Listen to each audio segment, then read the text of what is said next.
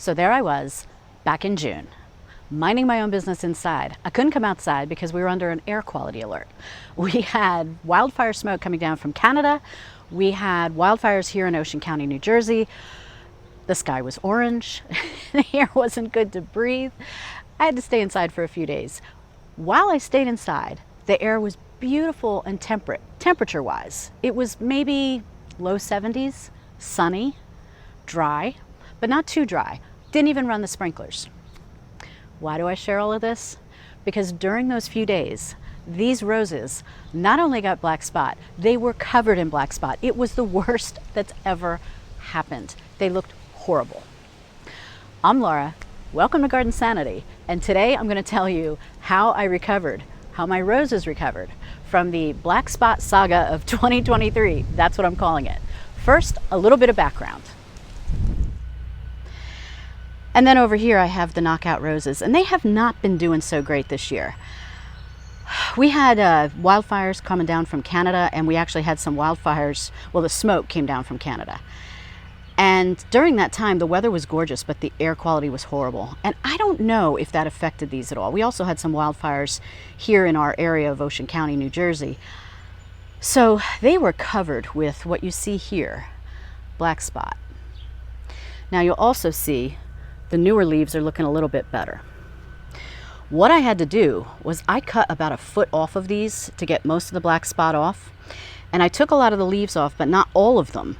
Because if you take all of the black spot leaves off at once, when you have it really bad like I do, it's going to defoliate the plant, and the plant is going to be even more stressed because it needs leaves. I mean, that's part of, plants need leaves. They need to get the nutrients from the leaves as well as from the soil. But you can see that the newer ones are doing better. What I ended up having to do is not something I love to do, but I did it and it helped, is I did a soil drench. And I did it, I think it was a Bear product. I'll put it on the screen. I can't quite remember what it is, but a soil drench basically essentially is this, is you mix it with water and you pour it around the bottom of the plant, around the drip line, so that the roots take it up, and it's supposedly helps with black spot. So like I said, the newer growth seems healthier, but I'm slowly going through, and I'm slowly, like, see this?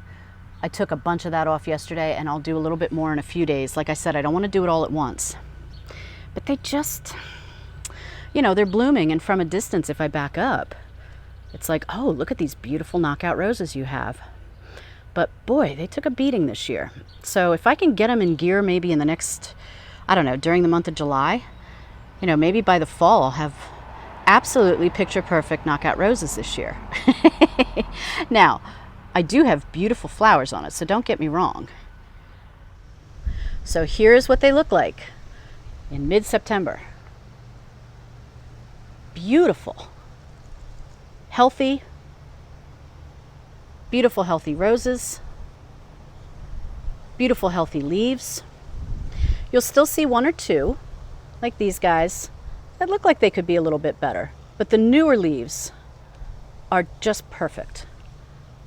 And lots of new buds. They just look absolutely beautiful. Now I still do have one or two places with some black spot. Let's see if I can find some for you, because it happens. Yeah, like right in here. So, see these leaves right here?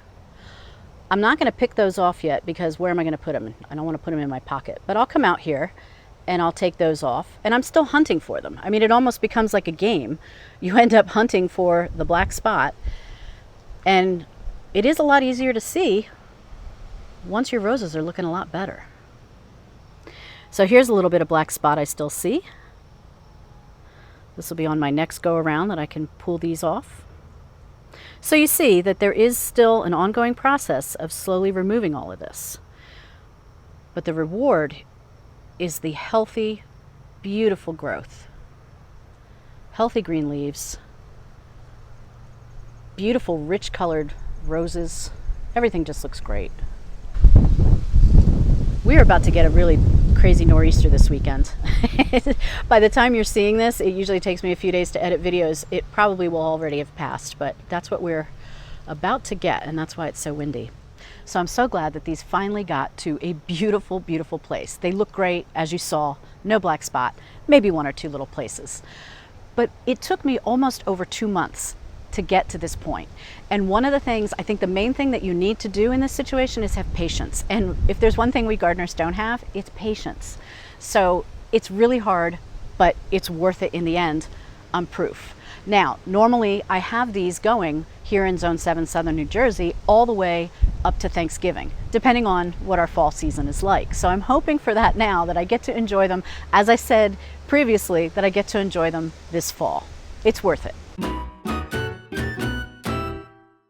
So if you've been dealing with black spot and you've been using neem oil and it's still not working, here are the steps that I took that you can take, and I almost guarantee you that this should help. So the first step is to remove the outermost parts of the shrub. So that would be, I think I took off, I think I said about 6 inches or so, maybe a little bit more in certain sections, and that's why these look a lot lower. Usually for me in past years, these shrubs have been a lot taller. So I took off the outermost sections, not only on the top, but on the outer sides too. And that way, one, it had me remove a lot of the black spot that was on the outermost layers, obviously, although I did give up some flowers. But two, it also helped me to get into the shrub more when I was about to spray and use a soil drench. So that was the first step I did. The second step was to begin removing all the black spot leaves. And that's not that easy to do, because if you do it all at once, you end up defoliating the plant, like I mentioned. And I think that is the mistake I made when I had my previous knockout rose debacle over in another bed, where I ended up putting little lime hydrangeas in their place. So I think if I would have done it more methodically, remove a few leaves at a time, and a few, I don't mean 3, I mean like maybe a dozen leaves. That may not sound like a lot, but come back 2 or 3 days later, remove a few more. Maybe wait 5 days, remove a bunch more. So I did that over, well, when I started this, for the past 2 months, and I still have 1 or 2 spots like I showed you. So take your time, remove them little by little. You'll begin seeing new leaves growing, which is awesome, because when you remove the outermost layers, that's going to get the plant to kind of think, oh, you're pruning me, I'm going to kick into growing again. So that's always good too. Now, while you're removing the black spot off of the shrub by taking the leaves off, don't forget, you got to clean underneath the shrub. You don't want any of those leaves hanging out down there underneath the shrub, because the minute they get wet from rain, that fungus is going to just bounce back up with water droplets into your shrub. It's going to start all over again, because a lot of times the black spot will come and start underneath the shrub. That's why sometimes you don't notice it right away until your whole plant is covered. So the third step is going to be to use a soil drench. And like I mentioned, I use I think it was Bio Advanced product called Rose and Flower Care. I'll put the link below so you can see it. And I'll also put a link to the company so that you can actually read the fact for yourself. It is a chemical. A lot of people don't like to use chemicals. I get it. But it was my last resort to save these, and it worked. And that's why I'm sharing it with you. So I used a soil drench following the package directions. That seemed to help. I also did, I admit it, I still sprayed it with neem oil periodically, because I was willing to try anything. So I did still use my neem oil, which is a 3-in-1 product. And then the fourth step, like I already mentioned, is to be patient. It takes time.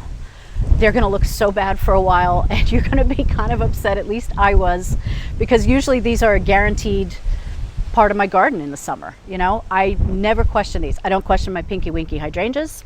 I don't question my little lime hydrangeas. And I usually don't question my knockout roses.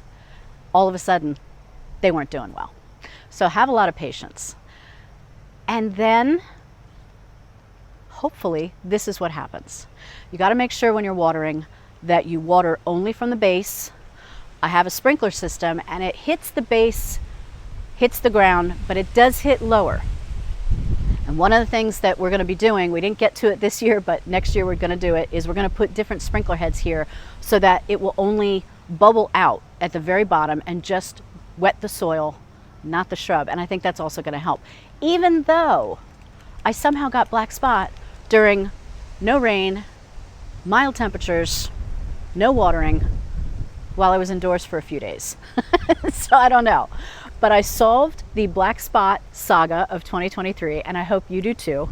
I hope you found this helpful. Leave any questions you have in the comments. And until next time, happy gardening.